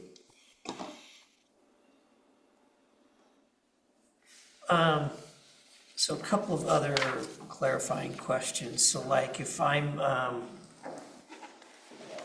got a property, let's say along Historic Highway or even Halsey, right? And it talks about accessing parking. And parking is going to be in the back, but I don't see that it would be allowed to access it from the street between lots. Am I getting that right? You know, as long as you're meeting any kind of access spacing requirements you have, yeah, you could have an access that got people off the street there. It just would have to be consistent with your access spacing requirements, I think that's the case in terms of what your current zoning provides or allows for. You don't Well, think it just says, and this could be just wording, parking and vehicle circulation areas are prohibited in the setback area. Yeah, I So the mean, way I take that is that you can't cross the setback area with Oh, it. okay. that's not No, it's just that that's, there. It's the, you don't have cars driving parallel to the street or sidewalk, you know, across that area between the street and the building, but getting into the rear of a building from the street, that's a good point. We should clarify that, I think, in the. that's how it's written in our current, I think that's pretty similar to how it's written in our current code too, is that no parking and setbacks. That's how our current code is written. Right. And that just means, you know, if you, like, you have that 15-foot setback in the front, you can't park in that. Park your semi there. Yeah. But in terms of, you know, if you've got two buildings on a site, you could have an access way that gets you between those two buildings into the back of the site where the parking is. That would not be prohibited. That would be allowed. So Was there a percentage of building frontage that was required on a piece of property? Yes. And does that give enough room for a driveway? Yeah, it depends. So like this one right here, building orientation standards, and this is in the draft code that we had sent in the packet. It's 60% of the length of the ground level street facing facade of the building shall be within the maximum setback. So no more than 15 feet, and then that has to be 60%. Now, if you're building, that's all relative. So for the access, that's all relative to how large your building is. So that 60%, it depends. If you have a 100-foot long building, then 60% of it has to be up front. Doesn't mean that you can't have, then you just won't go all the way over. You'll have 100 feet with you have 60 feet with a drive aisle, and then it can bump out somewhere else. It'd have to be a pretty narrow lot to not have enough space for the access and still meet the frontage requirements. Yeah, I think would only be an issue on a pretty narrow lot. Some of those lots are kind of narrow that I think that you could get access probably to. I mean, we can kind of take a quick look, you know. I didn't run through the map. That's not gonna be an Asking. issue. That's a good. I was just looking at the size of the existing tax lots, and most of them are pretty big. Yeah, that was my sense, you know, but again, we can take a quick look kind of after this. Most of them are pretty big. Yeah. Like It's in the overlay area we were just looking yeah, at. and I just think about the ones like on historic Columbia River Highway. Those four. Some of those, right yes, there. there's an ability to get a car through there and into the back. But I wouldn't say it's like, I-84 type or anything. I see what you mean with those four lots there on the Yeah, south as an side. example. Then you got a couple, two on the north side, couple little lots. So are there situations where we would require an awning? Yeah, that's one of the proposed. That's one of the proposed, for a potential building height. Yeah. Are you looking at the code section? Yeah, I mean, other than, so it's optional unless you're gonna go, Yeah, the outside kind of amenities are more or less optional, unless you're trying to do an increased height, then it's a requirement. We always try to incentivize with that having more gap there in the front, a 5 to 15 foot setback. The idea is that then that will allow for, awning with outdoor seating or larger planter strip, things that'll more of that buffer for pedestrian access. That's the intent of the 15-foot setback, that kind of setback area where you can't park, and that's for pedestrian, but it's not necessarily a requirement unless you're trying to increase height. If I'm correct on that. Well, so subsection F, page 11 of my document. Oh, says- weather protection, yeah. Yeah, weather protection. So for buildings within 20 feet of policy and that have a street-facing facade of 30 feet or more, then you do need to provide weather protection, essentially an awning or a canopy, along the minimum percent of the facade. And so, yes, it is proposed to be a requirement for certain size buildings that are fronting. Yeah, that's 4.730 subsection B, or F, sorry. you guys know how hard those are to do? The awnings. Uh-huh. I mean, I will say, again, I'm not saying you have to do this or it's not hard, but it's a pretty common practice in many of the communities, including small communities that I work in, to require awnings. Can be lofty, it's not an uncommon practice to require weather protection of some sort, some kind of canopy or awning. But again, you can tell us, don't require this, but No, We need it. Pardon me? We need it. well, I understand that. I'm just saying it's a pretty costly venture. Yeah, no, I don't know. To engineer one, to make it, then you have to close the street, you gotta get a permit for that, you gotta get a crane to put it in the it's just, they're a difficult venture to do. are we talking about these awnings that are projecting out over the sidewalk that are attached to the building permanently? Is that what we're?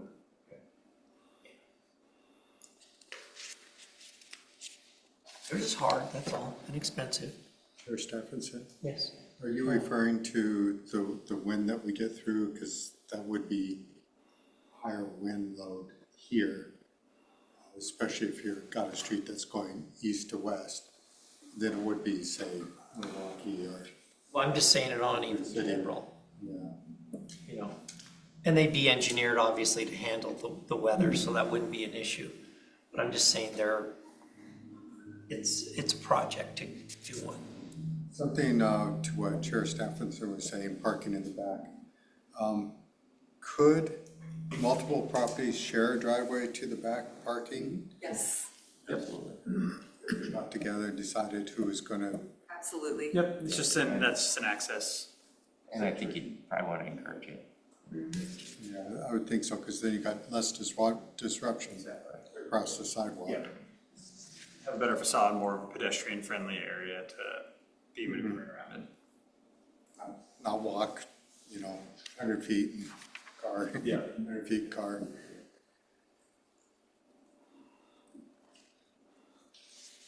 I would just say one of my bigger concerns at this point would be you have a situation where you don't have services. I've said this before, you don't have services and your bus service is being cut. And you could have limited parking. And if you're in a situation where you're allowing for 2 extra levels, is that in the best interest of the community? It's in the best interest of density, sure. But I'm just like, if somebody doesn't put in parking in a situation like that, we've kind of feel like we've done it to ourselves. Just a comment.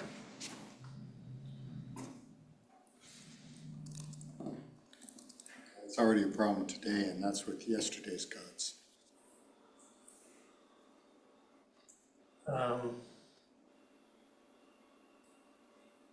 But I think you've got some good things on here for meeting the bonus. I also think some of them are pretty low-hanging fruit.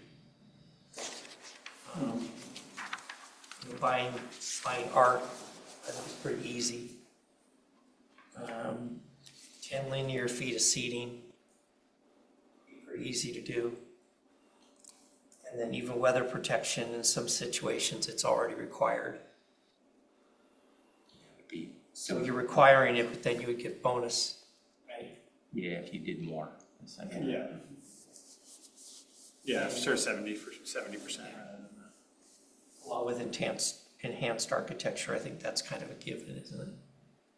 Or would you be asking something additional? So for the enhanced architecture is to use more of the materials that I'd like to see. So that's, the brick and natural timber, different types of architectural features, which aren't necessarily requirements, like ornamental things that make it, really that's where we try to tie that into the downtown currently, to try to pull that same design across 257. That's the idea of the enhanced design standards. Enhanced architecture. Because I think it was House Bill 824, one of those, we can't do design standards on residential. So because this is mixed use, do we avoid that hurdle, or are we still up to we can't do design standards? It's for developments of a certain size, and I believe it's also has to do, I'm trying to remember the exact wording of that language. It's 20, I can't remember if it's 20 or more units or 20 or more lots. It's kind of, it's 20, it's talking more about subdivisions. it really is. 20 lots. It's 20 I know lots those- I and know it's that wording. subdivision, so it's really not, it's not particularly applicable to the type of development we're talking about here, I don't believe. And it also. There's nothing in the next round of these. Not that I have That's seen. coming not next that I've week, seen. probably Not doesn't. that I've seen. Seen, and then the other thing is that sunsets after a certain number of years. 2035. 2035, yeah. So, I mean, there's some, obviously some jurisdictions are incorporating some of those standards in their codes, and others are like, it's gonna sunset, so it's required at the state level, and we'll apply that if we need to, but They're not even changing their we're not code. changing their code because it's gonna sunset. So it kind of, different cities are looking at it different ways, but yeah, but I don't think it would be particularly applicable in this, to the type of development we're talking about here. Okay. That's my sense.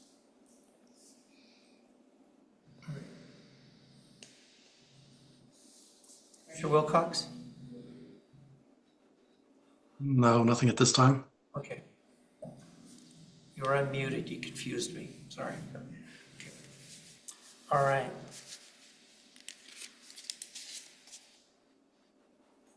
Can I ask a question? You certainly can, sir. what they're gonna do about the road. The landowners, if they're gonna widen the road, what are you doing to it? Are you along Halsey? Yeah, So, yeah, so that is, if they're going to widen the road, that's because they have I think that's part of the streetscapes, correct? Yes. Yeah, so there's a plan that was approved, but we don't have the funding for, and that is to improve the street, Halsey corridor all the way down from 162nd to 257. The widening of the road would be within the public right-of-way that the county already has. And I'm sure they haven't discussed funding or when they're planning on doing that. It's just an approved plan. It's a capital improvement project, so it's going to need a lot of funding in order to move forward. So there isn't anything in the near future. And I think I said that correct, right? Yeah, no, you had it. It's like, I'm not fully versed on the plan, but I've read it at least once through. So right now, the widening of the road will happen whenever they find the funding to increase pedestrian access and have a planter strip, as well as bike access. So it's off of Halsey Street itself. That's what the widening will be for. It won't be for the actual vehicular access. It'll be for more pedestrian.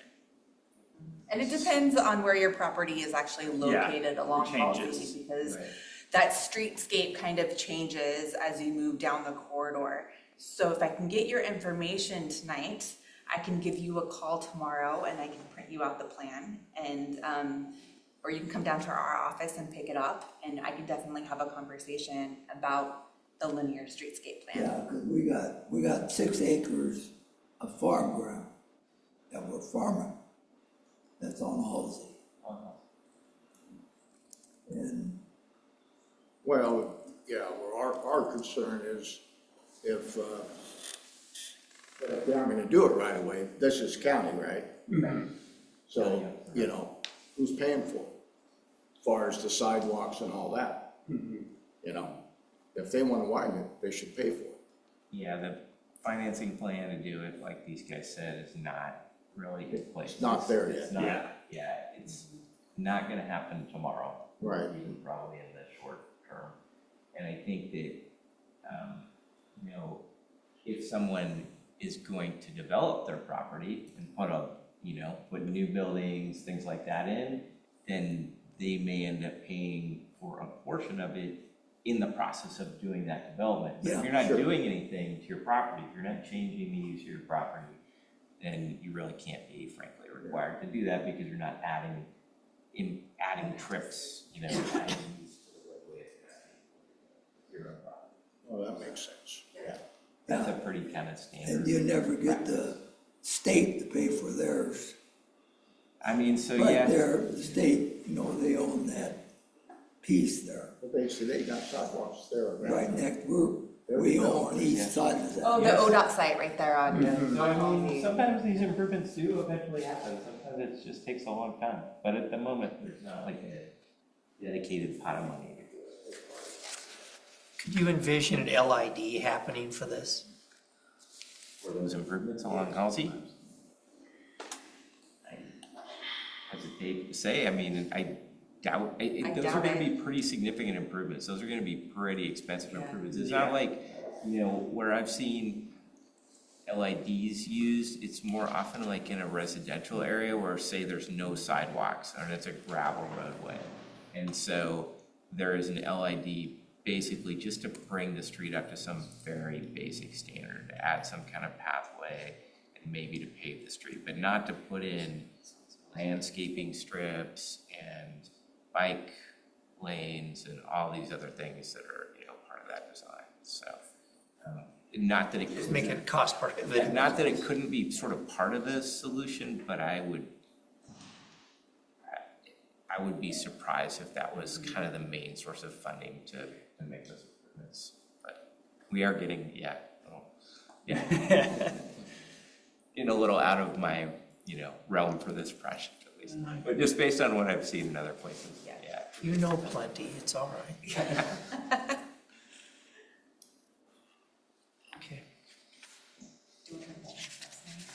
Yeah, that's a good call. So next steps is, we're going to take what we heard here tonight, make some edits. As far as the grant goes for this work, we have until April to come to Planning Commission and City Council for the proposed code amendment, to see if that would be something that, Planning Commission would recommend approval for and have City Council approve. So that the grant goes till the end of April. So next steps would be, I guess, asking if you guys want to see this one more time, if we'd like to send it out and get feedback, or how we feel about taking this information, making the edits that we've heard, and then coming back with an initiation application. Initiation application? For introduction, sorry, I would say initiation. Okay. Introduction, sorry. I'm like, when do we start doing Wrong those? terminology, for an introduction. It's late. Okay, so come back with this in final form, is what you're saying? Correct. Okay, Final draft. yeah, thank you. Would the CAC be able to see the final draft Yep. Please. before, would it be presented to them before it comes to us? Okay, so we have until April, so I guess if I'm doing some mouse math here, it would be CAC would see this in March and we would see this in April, right? Okay.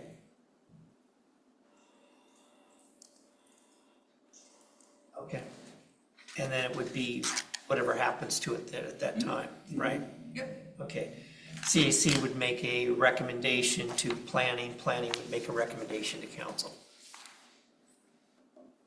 I don't even think we're looking for a recommendation from the CAC, More or less feedback. more or less just feedback. And then planning would make a recommendation to council Yes. Correct. as a type 4. As a type 4 code amendment. All right. Any other questions from anyone? Comments? Okay, this will be coming to committee near you soon. All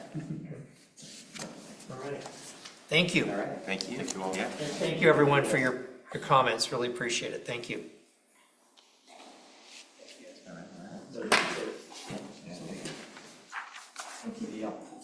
Thank you.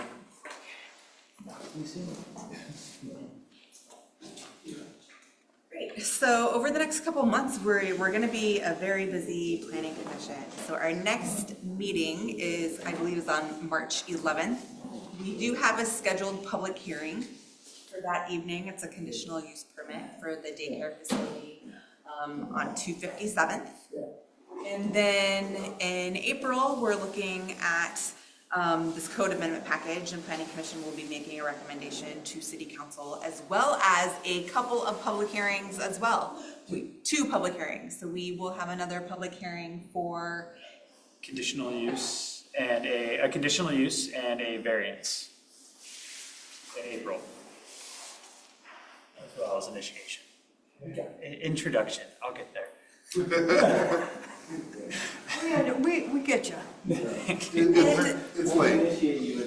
Yeah, I gotta be initiated to something. So I know that first meeting in April, that's kind of 3 hearings, then it's a lot, and I thought about maybe breaking it down and having a second meeting in March, but I know that falls kind of in line with spring break.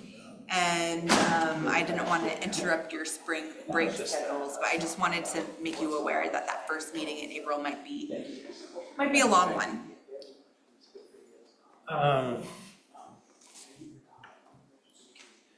Well, I guess the question would be, do we anticipate getting through everything in one meeting? Right. And if we don't, we would need to go not to the 4th Wednesday, because that's budget committee. That's right. So we'd have to go to the 5th Wednesday, which would be the April 29th. Okay, that would be the only other time that, and we could meet that day. unless everyone's got an issue with that, but we certainly, the 22nd's out. I would be fine with that. I can do that. Okay. Okay. Others, Do a second meeting, the 29th would be. 29th, What about Paul? some things they go for. Paul? Commissioner Wilcox? 29th? April? He's muted. Yeah, you're muted there, sir. Oh, sorry, Mr. Button. Yeah, that's okay. Okay, 29th. Commissioner Minkoff, that work for you? You're also muted. 29th? Yeah. Yes. Okay, awesome. Okay. There we go. That was easy, wasn't it? That was easy. Thank you very much for your accommodation. Thank you. All right. If you have any questions, feel free to contact us. That's it? Oh, you got something else? No, that's it. Okay. All right. Here we go. Let's start back with you, Commissioner Minkoff. I don't have anything specific. Just thank you to staff.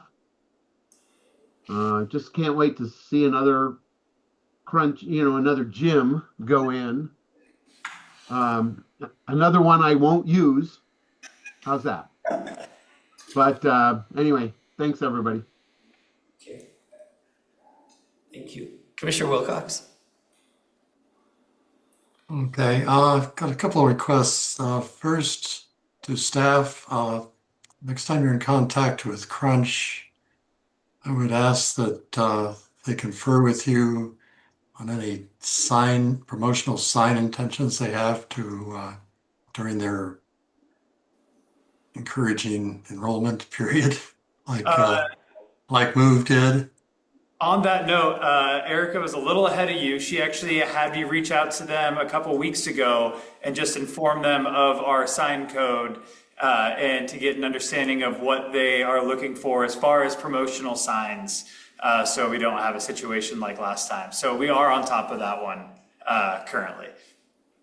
Okay, yeah, because Move kind of overdid it a bit. A lot of it. Yeah. The other thing is, I've mentioned to Eric in the past that we ended up with an undersized garage built by D.R. Horton partly because the city doesn't have a garage minimum dimension. And she informed me that Sherwood does. And I looked it up and it's, I have different dimensions for how many car capacity, obviously. But one car is 20 feet by 12 feet. Ours is 9 by 11, so kind of substandard. But a bigger issue with that is that they put the utilities in the inside end. So the furnace and the water heater are there, so we lose about almost 4 feet to utilities. So we end up with a 15-foot garage, 15 by 11 garage. So I'd like to have community development and maybe, if required, building department, work on a minimum for Troutdale in the code. So I have a specific kind of development that in mind for that in particular. There are townhouse developments where they have back-to-back buildings with an alley between with rear entry garages. And in a case like that, with an alley, you won't necessarily have a parking pad in front of the garage. So we need garages that will actually have the capacity to hold a car. And the language in Sherwood is they specifically say the dimension is the dimension has to allow to fit a car in. The 20-foot depth can't have anything obstructing a car when it drives in, like ours does. So I think that was it, actually. That was my main issue. Okay, that's it. So we want to be beyond a smart car. It needs to hold a 73 Cadillac. And be wide enough to park it in it. Because Can't open the doors. my car, I have to have the mirrors in order to park in my garage. Commissioner Allen? Yes, I kind of thought we were a perfect demographic for Crunch. Overweight, out of shape, can pay for the membership, but not likely take up gym space. But that's it. Couple things for me. One is I was having a conversation with Marley during the York Terrace tour, because we were talking about the light that was bleeding up the hill from some of their massive pole lights that they have lighting their courtyard, which they did take notes on that. But one of the things that Marley had said, and this is some potential additional homework for the planning people, apparently our lighting code has not been updated since sometime in the 80s. No, it was No, it's updated been before updated. then. It's been updated. After that, yeah. Yeah. But LEDs are not mentioned in there anywhere, at least from what I was told. I haven't looked at it myself. LEDs probably not, but the last time we updated it, we talked about light perforation from around, so a lot of like Shields. Shielding and all those things, yeah. Yeah. But anyway, so I guess the request maybe is that is possibly we take a look at that. And then the other thing is that next door at the CCS building this Saturday from 1 to 6 is our monthly gaming. So for those who are interested, come play games. Thank you. Commissioner Wilcox, you're coming back? Yeah, actually, I remembered I forgot a couple of things I noticed in the Sherwood code, just kind of scrolling around through it. I didn't go into it depth at all, but they seem to have a pretty comprehensive both development code and Comprehensive. Yeah. municipal code. One couple of things I noticed was they had an amateur radio antenna / tower reference. I don't think Troutdale has anything like that. And the other thing I noticed was this would be in their municipal code, I guess, but parking, they talked about curbing your wheels when you park on a grade. Now that a lot of people are parking on Buxton now, that might be a good reminder or a adjustment to the municipal code in the city. I think that's all for now. Yeah. Okay, thank you, sir. Commissioner Prickett. Just the lighted crosswalks are ready to go. So On just 257th, yes. Yeah, on 257th, so just be aware, they haven't changed the speed limit. The speed limit's still 40. I know, and that sign, when you drive by it. Now they've corrected it. Okay, good. Because before I had to go 10 miles an hour for it not to blink at me. I told them it needed to be recalibrated, so they fixed it. Well, and I was hoping they would push the stop line on the left turn for the bus, but they haven't done that yet either. They didn't do it, they just left it. At Cherry Park or Yeah, at Cherry Park South. Okay. When you turn right, the bus turns right there, the stop line is still right where it was before. And I thought they were gonna, when they did 257th, they might have moved that back a hair, because that poor bus driver's gonna take somebody out. It's a very difficult turn. That's a It is difficult a turn. difficult turn right there. I've seen some real skill. Yeah, that bus, I don't know how he they takes do it. up 2 lanes in order to turn, so he doesn't hit anybody. I specifically sent an email to the county about that and never heard back. Yeah, I've called and I've never gotten an answer either. Well, I'll have a chat with them about this issue. Well, and it's because they do it at Gleason and 238. Right, where the stop bar is set Right, back. way set back, because those big trucks go down. So it would be nice if our bus driver didn't have a heart attack trying to turn that corner. It takes skill and luck on timing, right? Yeah. We now got bus service, we'd like to keep it without hurting anybody. But again, be aware those lights are functioning. We did bring this up with Multnomah County here and at City Council both. So I might have forgot, but we did mention it. Okay. Oh, and thank them for cleaning up 26th Street, because they stored all their equipment in dirt and rocks. They did a great job of cleaning that up. I can actually drive straight down the street without dodging it. All right. And anything else? Want to thank everybody for all their time and dedication. Appreciate each and every one of you, and we will see you all next month. Good. I move that we close the public hearing? I move we adjourn, sorry. I'm still Okay. thinking we're working here. All right. We have a motion to adjourn. Do we have a second? Second. Okay. All those in favor signify by saying aye. Aye. Aye. We are adjourned. Thank you all and have a great evening. Computer ran out of batteries. Adrian, still on that.